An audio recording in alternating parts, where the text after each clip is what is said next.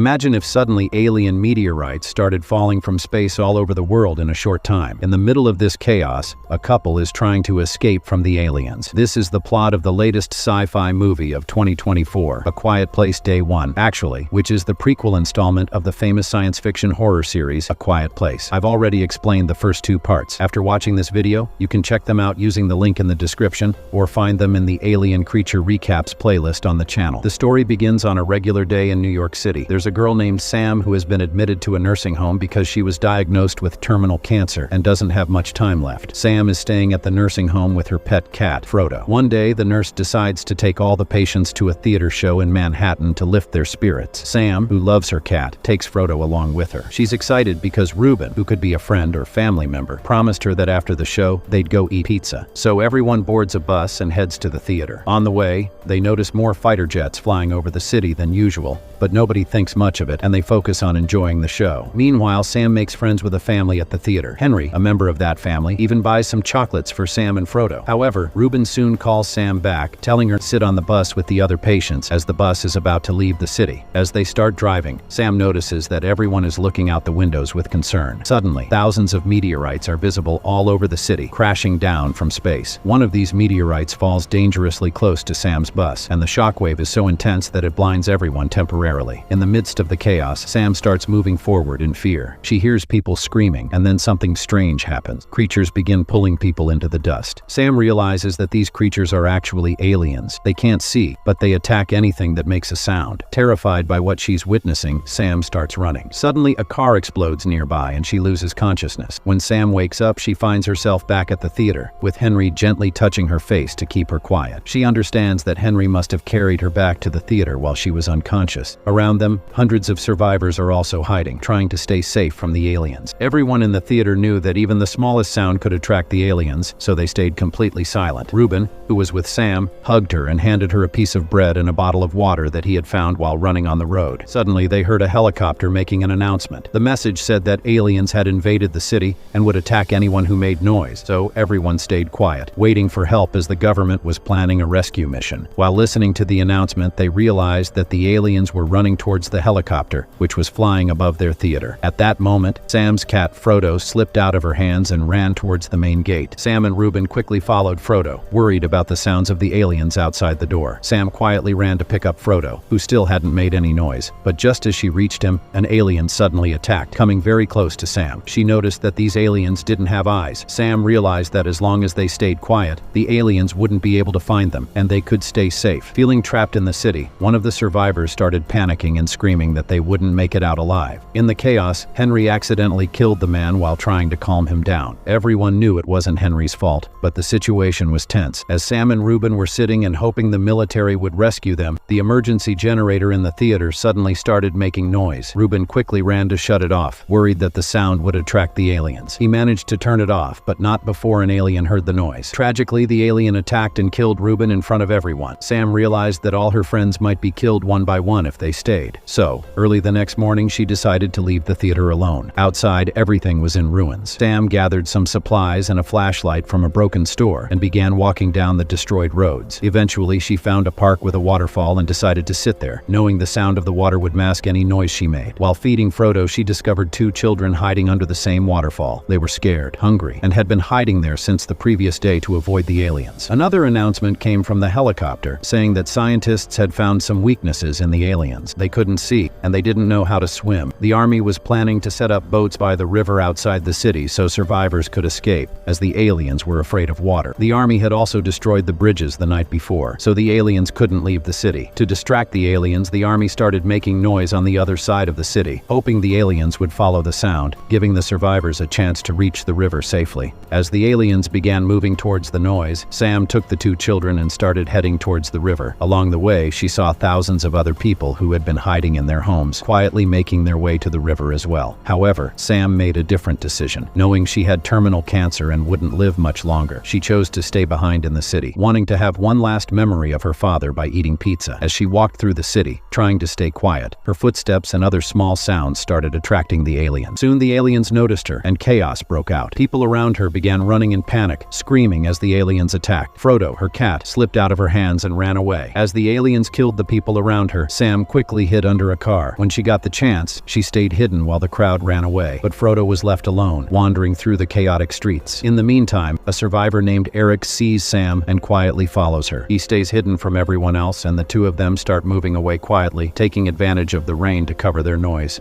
Once inside, they finally have a moment to talk. Eric shares that he's a law student who came to the city alone and now just wants to reach his family safely. Sam opens up too, telling him that she used to be a poet and writer, but stopped writing after she was diagnosed with cancer. Before she died, Sam had one last wish: to go to the same restaurant where her father used to take her and eat pizza one last time. After being diagnosed with cancer, she had stopped writing and now just wanted to fulfill this final wish. She didn't want to leave the city because she knew she would die anyway, so she planned to go to the restaurant and have that last pizza. Sam knew that Eric couldn't make it out of the city on his own, so early in the morning, she quietly left with Frodo while Eric was still sleeping. The city was now completely deserted, with no sounds anywhere. Sam started looking through the books in a ruined library, but suddenly Frodo started acting strangely as if he saw someone. Sam turned around in fear, but it wasn't an alien. It was Eric who had followed her. Sam was frustrated that Eric had come after her. Eric accidentally drops some books, making a noise that attracts the aliens. Both of them run away, hearing the aliens closing in. They try to get into a building, but the door is blocked by a briefcase. Eric manages to open it, but the noise from the suitcase causes even more aliens to come after them. With the aliens getting closer, Sam and Eric run around the nearby buildings to distract them. Eric then breaks the glass of a car, setting off its alarm. The aliens are drawn to the car's noise, giving Sam and Eric a chance to escape. Their plan works, and they make it into a subway station. However, they soon discover an alien waiting for them inside, drawn by the sounds. The train tracks are flooded with water, but the alien is still lurking, ready to attack when it hears any noise. Sam and Eric continue moving through the water in the subway tunnel, trying to find a way out. The alien is still following them, and as they advance, the water level keeps rising. They discuss whether they should keep going or turn back, but Sam insists they have no choice but to move forward. When the alien hears their voices, it starts attacking them. To escape, Sam and Eric jump into the water. Since the alien can't swim, it drowns and dies. Sam and Eric manage to get out of the water and find a nearby broken church. Sam, whose condition worsened from the cold water and her cancer, is too weak to go further. She lays Eric down inside the church and, knowing she doesn't have her medicine, sends Eric to find some. Eric heads to a nearby ruined pharmacy and starts looking for the medicine Sam needs. The city is now in ruins, and Eric searches through the broken store to find the right medications. Eric hears a noise behind him and realizes it's Frodo. He finds Frodo at a construction site where an alien meteorite had fallen, and there are alien eggs scattered around. Eric carefully approaches Frodo without making any sound, picks him up, and returns to the church. He quickly gives Sam the medicine, who is still in pain. After a while, when the medicine starts to help and Sam feels a bit better, she tells Eric that since she has cancer, she has felt like she has no real purpose in life. Sam explains to Eric that she had stopped writing, something she once loved, and had been just waiting to die. Her final wish was to eat pizza one last time at her childhood restaurant, where her father used to take her. But when she and Eric go to the restaurant the next morning, they find it has burned down, likely due to the alien attack. Sam is heartbroken that her last wish is unfulfilled. Eric, however, remains hopeful. He tells Sam to wait in a nearby building while he searches the burned restaurant for pizza. After some time, he finds a pizza and brings it back. They all sit together and eat, trying to make the best of the situation. As they eat, Sam realizes she can't let Eric and Frodo die with her. They need to escape.